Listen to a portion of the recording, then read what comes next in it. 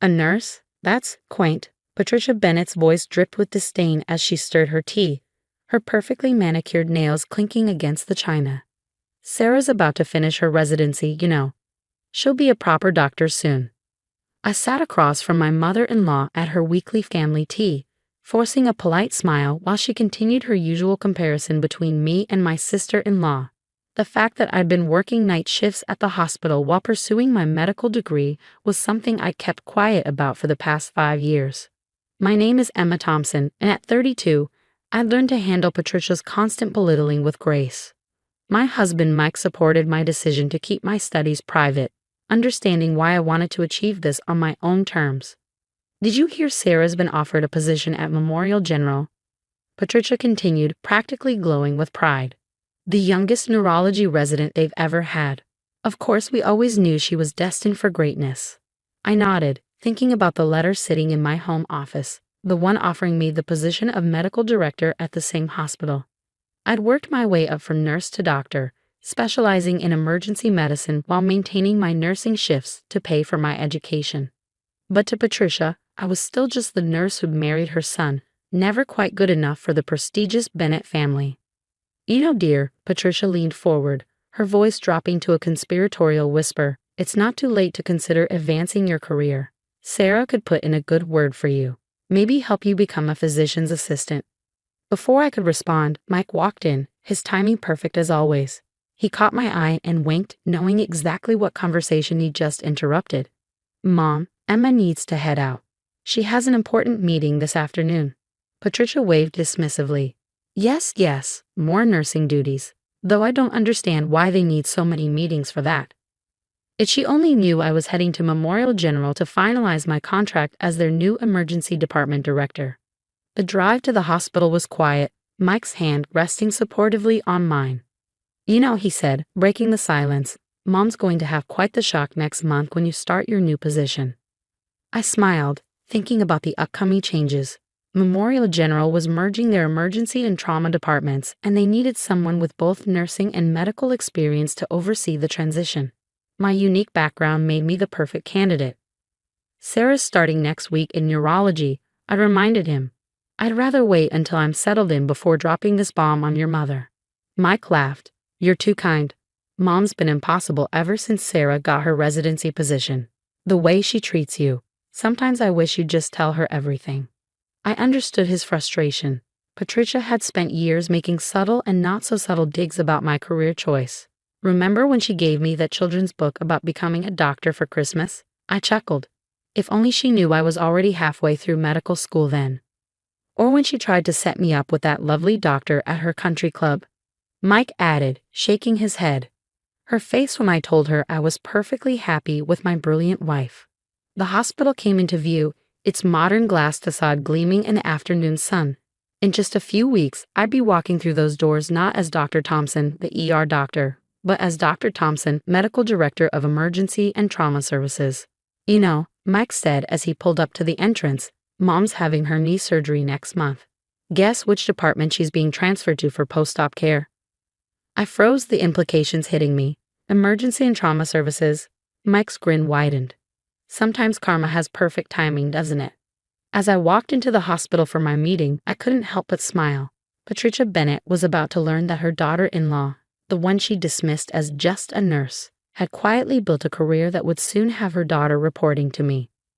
But first, I had a department to reorganize and a transition to manage. After all, I hadn't gotten here by focusing on proving people wrong. I'd gotten here by proving myself right. The first few weeks as medical director were intense. I completely restructured the emergency response protocols, implemented new training programs, and streamlined the department's operations. The staff responded positively to my changes, particularly appreciating my background in nursing that gave me unique insight into their challenges. Sarah started her neurology residency as planned, though our paths rarely crossed. When we did see each other at hospital functions, she was civil but distant, clearly unsure how to handle the fact that her brother's simple nurse wife was now on the hospital's executive board. Then came the day of Patricia's surgery. I was in my office reviewing patient files when my assistant knocked. Dr. Thompson, there's been a complication with a post-op patient in room 204. They're requesting an immediate consultation with the department director. Room 204, Patricia's room. I grabbed my white coat and stethoscope, already knowing this would be interesting. Walking into the room, I found Patricia propped up in bed, her face flushed with agitation as she berated a young nurse. I demand to speak to whoever's in charge. This is unacceptable. I specifically requested my daughter's supervision for my post-op care. That would be me, Mrs. Bennet, I said calmly, stepping into view. The color drained from Patricia's face. Emma? What are you? Where is the department director? You're looking at her, I replied, picking up her chart. I'm Dr. Thompson, Medical Director of Emergency and Trauma Services. Now, what seems to be the problem? Patricia's mouth opened and closed several times, no words coming out. The nurse shot me a grateful look and quickly explained the situation. Patricia had been refusing her prescribed physical therapy exercises, insisting on waiting for Sarah's approval. Mrs. Bennet, I said, deliberately using her formal name. While Dr. Sarah Bennet is an excellent neurologist, she's not specialized in post-operative care. These exercises have been specifically designed for your recovery by our orthopedic team. But you're a nurse, Patricia stammered. I was a nurse, I corrected her. And then I became a doctor, and now I'm the medical director. Your recovery plan requires these exercises to begin immediately. Would you like me to explain the medical reasoning behind each one? Patricia's face cycled through various emotions: shock, embarrassment, and finally, a grudging respect. How long? She asked quietly. How long what? How long have you been a doctor? Why didn't you tell us? I sat down in the chair beside her bed. I completed medical school 5 years ago while working as a nurse. I wanted to achieve this on my own terms without any external pressures or expectations. Patricia had the grace to look ashamed. All those times I suggested you advance your career. I already was, I finished for her. I just didn't feel the need to announce it. The nurse returned with a physical therapist, and I stood up. Now, Mrs. Bennet, I expect full cooperation with your recovery plan. As your medical director, I'll be overseeing your progress personally. As I turned to leave, Patricia called out, Emma, Dr. Thompson, I owe you an apology. I paused at the door. No, Mrs. Bennet, you don't owe me anything. Just focus on your recovery. Later that evening, I found Sarah waiting outside my office. So, she said, arms crossed, when were you planning to tell us? About what? I asked, unlocking my door and gesturing for her to come in. About all of this, she waved her hand around. About being the medical director. About being my boss, essentially. I sat down behind my desk, noting how different Sarah looked from her usually confident self. I didn't think it needed a special announcement. My appointment was posted in the hospital newsletter. Mom's mortified, Sarah said, finally cracking a smile. All these years of bragging about her doctor daughter, and it turns out her nurse daughter-in-law outranks both of us. This isn't about rank, Sarah. No, she agreed, it's about determination, and I have to admit, I'm impressed. Managing medical school while working full-time? That's incredible. For the first time since we'd become family, Sarah and I had a real conversation. She admitted feeling pressure to live up to her mother's expectations, while I shared stories about balancing work and studies. By the time she left my office, something had shifted in our relationship. The annual hospital gala arrived 3 months after Patricia's surgery. I stood at the podium, preparing to give my keynote speech about the successful merger of our emergency and trauma departments. In the audience, I could see Mike beaming with pride, Sarah sitting attentively, and Patricia, who had made a full recovery, watching with an expression I'd never seen before. When I started my journey in healthcare, I was told there were limits to what I could achieve, that being a nurse was enough, that I should know my place. I paused, making brief eye contact with Patricia. But what I learned was that every role in healthcare is vital, and understanding multiple perspectives makes us better at what we do. After the speech, Patricia approached me at the reception, moving smoothly with her newly healed me. That was remarkable, Emma, she said, her voice carrying none of its usual condescension. Though I suspect I wasn't the only one who needed to hear it.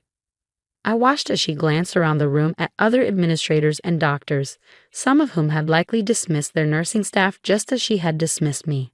You know, she continued, I've been doing a lot of thinking during my recovery. Every time you came to check on me, every time you explained a procedure or adjusted my treatment plan, I kept remembering all the things I'd said to you over the years.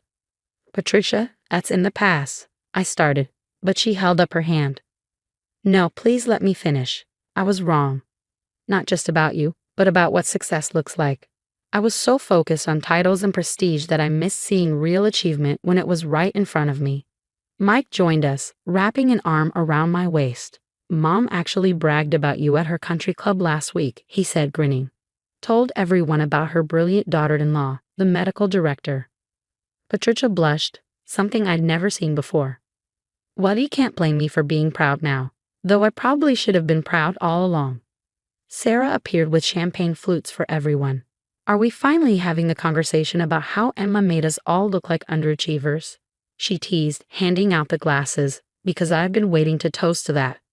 The four of us laughed, and for the first time, it felt genuine. No underlying tension, no hidden comparisons. To Emma, Patricia raised her glass, who taught me that success isn't about where you start, but how far you're willing to go. And to family, I added, who can surprise you in the best ways. The following week, I found a package on my desk. Inside was a framed photo of my first day as a nurse, along with my medical school graduation picture and a recent shot of me in my medical director's office. A note from Patricia Reed, a reminder that every step of the journey matters. Thank you for showing me that. I hung it prominently in my office, where it served as a conversation starter with young nurses who doubted their potential for advancement. Your path is your own, I would tell them. Don't let anyone else define your success. The hospital flourished under the new integrated system I'd implemented. Sarah and I began collaborating on cases, combining her neurological expertise with my emergency medicine background.